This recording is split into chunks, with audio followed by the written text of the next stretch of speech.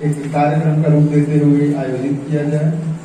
तो आज वेटनेस डे के अवसर पर हमारी ये मिडिल स्कूल विद्या का मंदिर हवन स्थल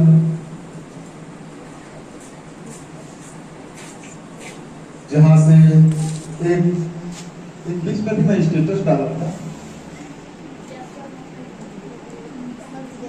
स्कूल क्या है, कौन कौन पढ़े?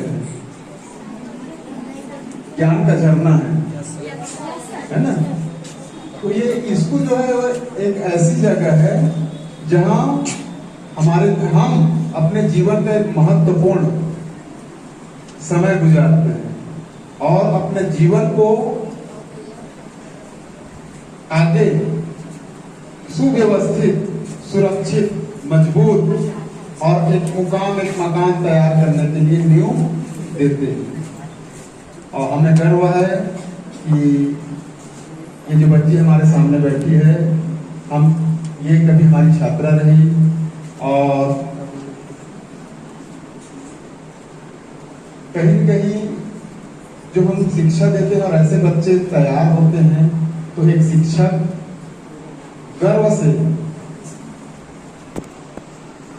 सराबोर हो जाता है।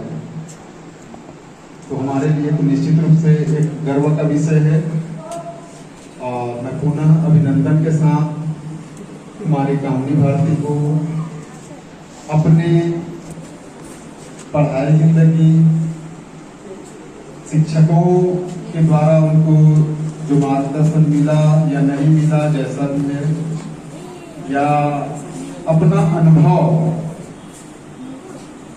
ये बताने की कोशिश करेंगे। मैं इससे पहले बता दूं कि हमारे सामने जो हमारे बीच जो बैठी है हमारी कामनी भारती, ये या इनका चयन बीएससी नर्सिंग के लिए, बीएससी नर्सिंग पाठ्यक्रम जो 4 साल का पाठ्यक्रम होता है और आगे ये मेडिकल के फील्ड में अपना करियर सुनिश्चित करने वाली हैं। तो शुरू से मैं इनका लगन देख रहा था पढ़ाई के प्रति, शुरू से जुड़ाव इसको जैसे आया लगभग 5 साल हो रहा है। पहली साल से मैं से थोड़ा अलग ढंग से जुड़ा हुआ हूँ और मुझे लगता है मैं सही पहचाना था इनको, इनकी काबिलियत को, और ये अपने काबिलियत को परिलक्षित कर रही है और प्रदर्शित कर रही है। मैं चाहूँगा कि कुमारी कामनी भारती अपनी सफलता की कहानी, अपनी जुबानी आप लोगों के सामने रखें।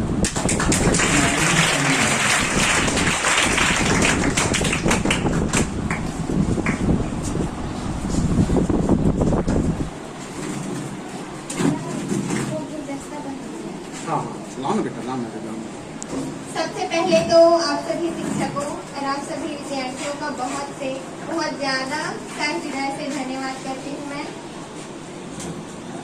मुझे यहाँ बुलाने के लिए और इस शुभ घड़ी के लिए आप लोगों का तहे दिल से बहुत धन्यवाद। मुझे लगता है अगर मुझे शिक्षकों का सपोर्ट नहीं मिलता तो मैं शायद इतना आगे नहीं बढ़ पाती।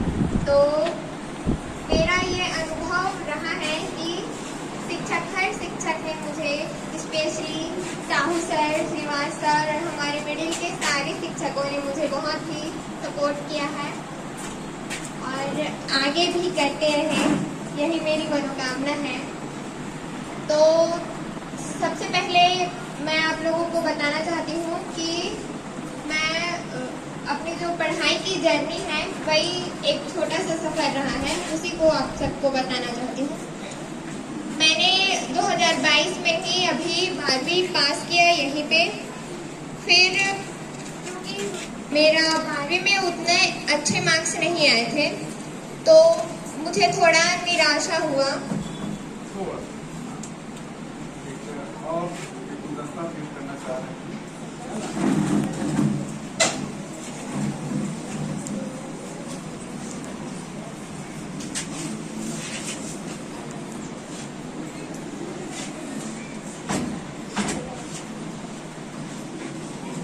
सभी आप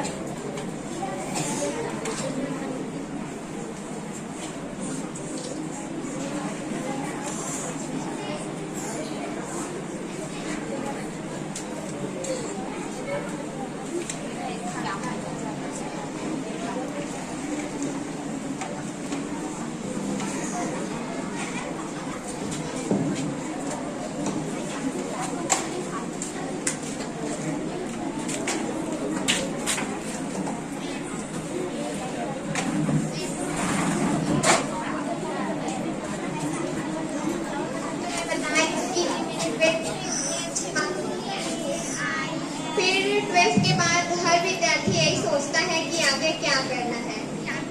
फिर मैं भी इसी सोच में थी, तब मुझे साहू सर ने बताया कि एक BSc नर्सिंग का कोर्स होता है। आपको इसमें अगर इंटरेस्ट है तो इस पे जाकर जो हमारे अमोरा में नर्स सदन है उनसे जाके बातचीत करनी चाहिए, इस बारे में चर्चा करनी चाहिए और डिटेल जानकारी। तो मैं उनके पास गई। फिर उन्होंने मुझे बताया कि अभी 1 महीने है आपके पास, आप अच्छे से तैयारी कर सकते हो और इसी के साथ ही आप एक DLED का फॉर्म होता है वो भी भर सकते हो TC के लिए। तो ये दोनों फॉर्म मैंने भर लिए। फिर वहीं से मुझे सिलेबस भी मिल गया और आगे पढ़ने के लिए उनसे बहुत गाइडेंस मिला। फिर अब आगे पढ़ने मुझे सिलेबस तो मिल गया था, लेकिन इससे पढ़ना कैसे है, किस से पढ़ना है, कौन सी बुक है, इसके लिए मुझे टाइम लगा। फिर सबने पता करके बताया कि एक बुक होती है जो सत्र अनुसार होता है। तो 2022 का भी बुक आ चुका है, तो आप उसे पढ़ के ये एग्जाम दिला सकते हो। फिर इस बात का पता तो मुझे 1 महीने पहले लगा था करीबन, कि पहले मेरे पिताजी हैं वो बोल रहे थे कि आप यही कॉलेज कर लो यहाँ पे, लेकिन यहाँ पे जो कॉलेज है उसमें लैब नहीं है ठीक से। तो मुझे 12th में उतना हम लोगों का प्रैक्टिकल नहीं हो पाया है अच्छा से, तो मुझे लगा कि अब आगे तो अच्छे से करूँगी। तो मैंने अपने पिताजी से कहा कि मैं यहाँ पे नहीं करना चाहती। तो मेरे पिताजी बोले कि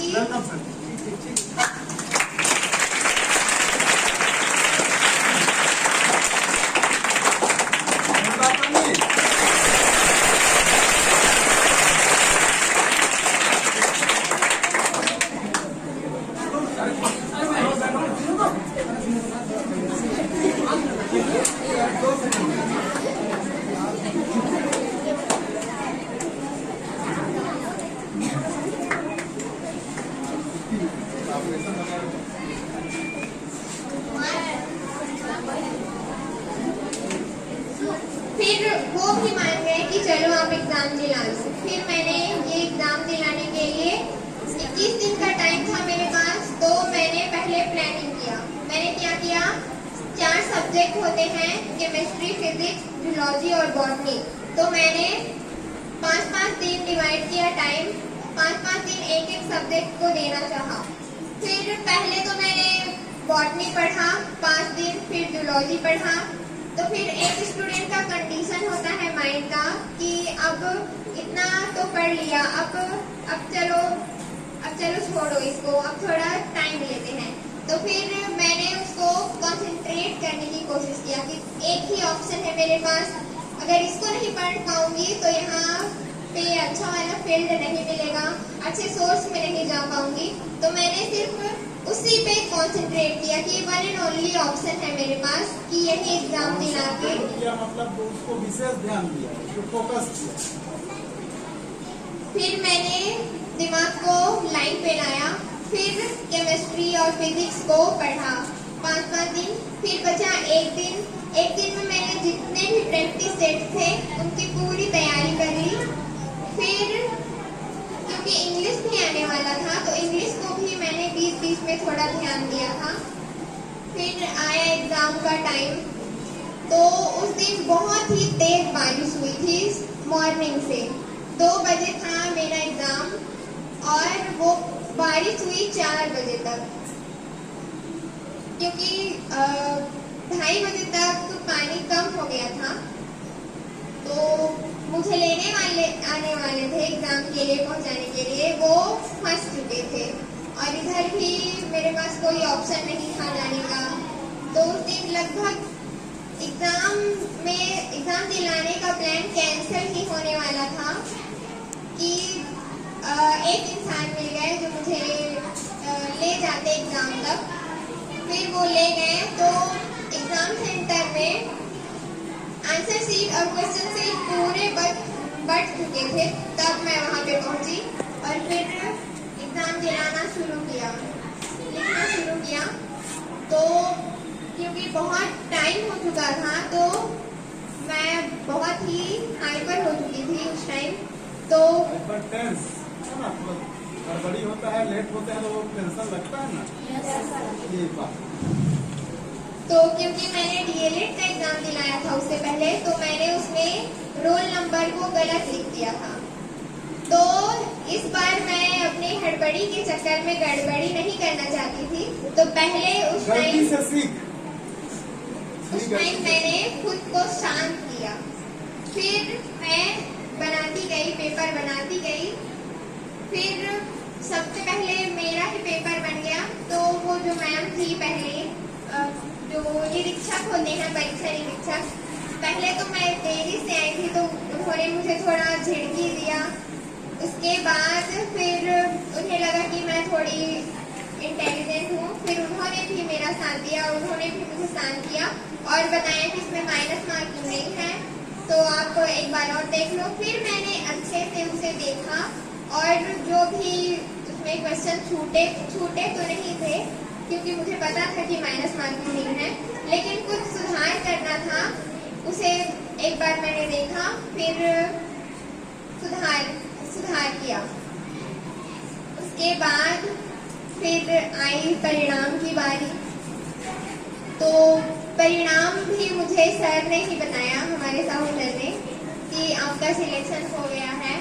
पहले काउंसलिंग की फर्स्ट लिस्ट में मेरा नाम नहीं आया था, तो मुझे लगा सेकेंड काउंसलिंग करवाना पड़ेगा। काउंसलिंग वो होता है जिसमें कॉलेज में जो रैंक आपका आया है उससे आपका चयन होता है। तो सेकेंड लिस्ट में मेरा नाम आया, तो सर ने बताया। मतलब समझे डॉक्यूमेंट की जांच सही है कि नहीं, यानी भर्ती प्रक्रिया हम समझते हैं, ठीक है। इसलिए जब भर्ती होने आते हो छठी में तो तरह तरह के कागजात लगते हैं, चेक करते हैं कौन सा कागजात है, कौन सा कागजात नहीं है ना। आपका टीसी चेक करते हैं, कहाँ से आया हो, किस स्कूल से आया हो, और इसी सत्र पास किए हो नहीं किए हो, ये सब जरूरी रहता है ना। फोटो लेते हैं, पूरा आधार कार्ड, खाता नंबर, इस तरह की सब डॉक्यूमेंट इकट्ठा करना, फिर यहाँ से फॉर्म लेना और फिर आपका नाम यहाँ दर्ज करते हैं, है ना। तब तो पढ़ पाते हो ना कि कोई भी पढ़ लेता है ना। वो है काउंसलिंग, यानी भर्ती सकती है। फिर एडमिशन की बारी आई, तब क्योंकि रायगढ़ में हुआ था सिलेक्शन, तो वहाँ पे कोई पहचान नहीं थे। तो हमारे श्रीवास सर जी वहाँ पे 7 साल काम कर चुके थे, तो इन्होंने कहा कि उनके पहचान है तो हमारा साथ देंगे। फिर साहू सर, श्रीवास सर और हम सब एडमिशन के लिए गए। श्रीवास सर ने वहाँ बहुत सपोर्ट किया, उनके जो भी पहचान थे हर क्षेत्र में, उन्होंने भी बहुत ही सपोर्ट किया और साहू सर ने भी बहुत सपोर्ट किया। फिर इन सब बातों से मैं सिर्फ यही बताना चाहती हूँ कि आप जब भी पढ़ो तो प्लानिंग के साथ, प्लानिंग एक बहुत ही महत्वपूर्ण होता है किसी भी क्षेत्र में, किसी भी फील्ड में। अगर आप प्लानिंग के साथ किसी काम को करेंगे तो 90% चांस होता है कि आपका काम सक्सेस होगा ही। और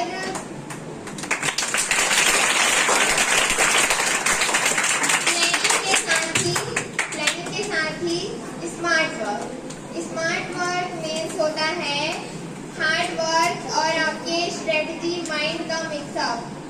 आप सिर्फ हार्ड वर्क करेंगे और क्या बोले अभी, स्मार्ट वर्क। काम तो करते हैं, है ना, लेकिन किसी काम को हम कम टाइम लिए, कम मेहनत किए और जो आसानी से कर सके, ये नहीं, कम समय में बेहतर काम, कम प्रयास से बेहतर सफलता, है ना, ये होता है स्मार्ट वर्क। चलिए और डील करेंगे स्मार्ट वर्क। तो हार्ड वर्क के साथ ही अपने दिमाग का इस्तेमाल करना ही स्मार्ट वर्क है। और सिर्फ हार्ड वर्क से काम पूरा होगा इसकी कोई गारंटी नहीं है, लेकिन अगर आप अपने दिमाग का प्रयोग करके उस काम को सही मेहनत से सही दिशा में ले जाएंगे तो आपका सही काम होगा ही। तो मैंने वही काम किया।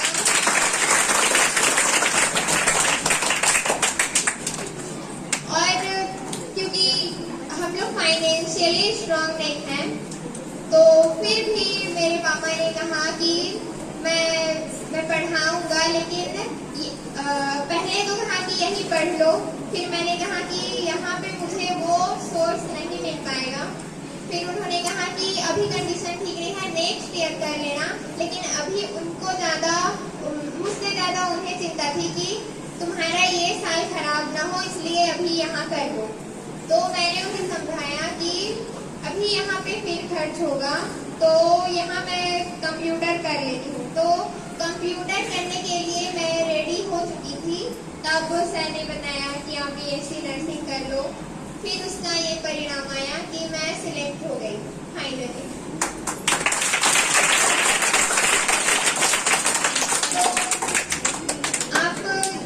आपकी जिद होनी चाहिए फैमिली में, आपकी इतनी जिद होनी चाहिए कि आपको पता हो कि आगे आप उनसे दुगना दे सको। आप इन्वेस्ट करवा रहे हैं तो आगे आप उनकी भरपाई कर सको, इसका आपको कंफर्मेशन होना चाहिए, तभी आप जिद करो घर में। जिद करो का मतलब, यदि आप जान रहे हो कि आपका एक लक्ष्य है और उस लक्ष्य को प्राप्त करना है और सही लक्ष्य है, सही दिशा है, तो आप वहाँ अड़ जाओ, जिद करो, ये मैं करूँगा और आप मेरा सपोर्ट करो, ये जिद का मतलब कभी कभी हम समझते हैं, अक्सर समझते हैं कि बुरे चीजों के लिए हमको अमुक चाहिए। छोटा बच्चा लड़ता है ना, उसको 4,000 का चांद चाहिए, वो जिद सही नहीं है। लेकिन जो हमारा सही लक्ष्य है उसको प्राप्त करने के लिए अपनी बात रखें सकारात्मक भाव से, है ना, इस तरह के जिद की बात की जाए। पता चला कोई दूसरे जिद पे अड़ गया कि ये कपड़ा तो मुझे पसंद नहीं, है ना, जरूरी भले ही नहीं है। चलिए,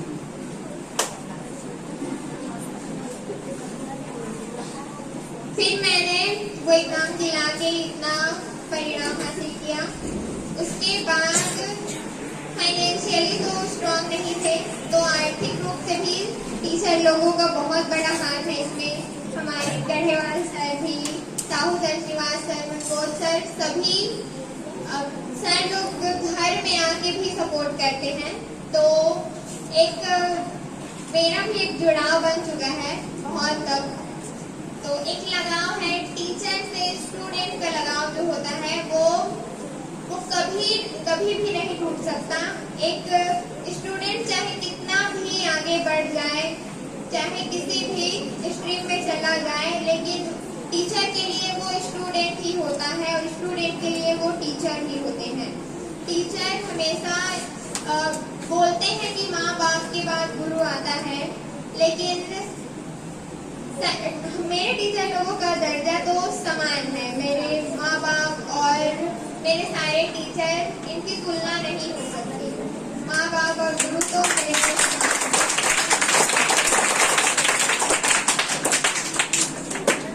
हमें सिर्फ कोई आर्थिक सपोर्ट करे, फाइनेंशियली सपोर्ट करे, ये सिर्फ इतना ही काफी नहीं होता है हमें। तो इंसान को मेंटली भी सपोर्ट करना चाहिए, मानसिक रूप से किसी को प्रेरित करना, कोई डरा है तो उसे संभालना, ये सब ये सब मुझे हमेशा से टीचर और फैमिली में हमेशा से मैं बहुत भाग्यशाली हूँ कि मुझे ऐसे शिक्षक मिले, ऐसे सुनने वाले मिले जो आप सब मुझे सुन रहे हैं अभी। तो ये बहुत बड़ी बात होती है, सिर्फ एक से नहीं होता, ये सब कुछ आप लोगों के कारण ही मुझे मिल रहा है। Thank you. और मैंने बताया कि मेरे 12th में कम मार्क्स आए थे, तो अभी उतना बड़ा भी मैंने नहीं किया है, लेकिन जो पहले किया था उससे तो बढ़ के ही है। तो जो हारते हैं वही जीतने का मतलब जानते हैं।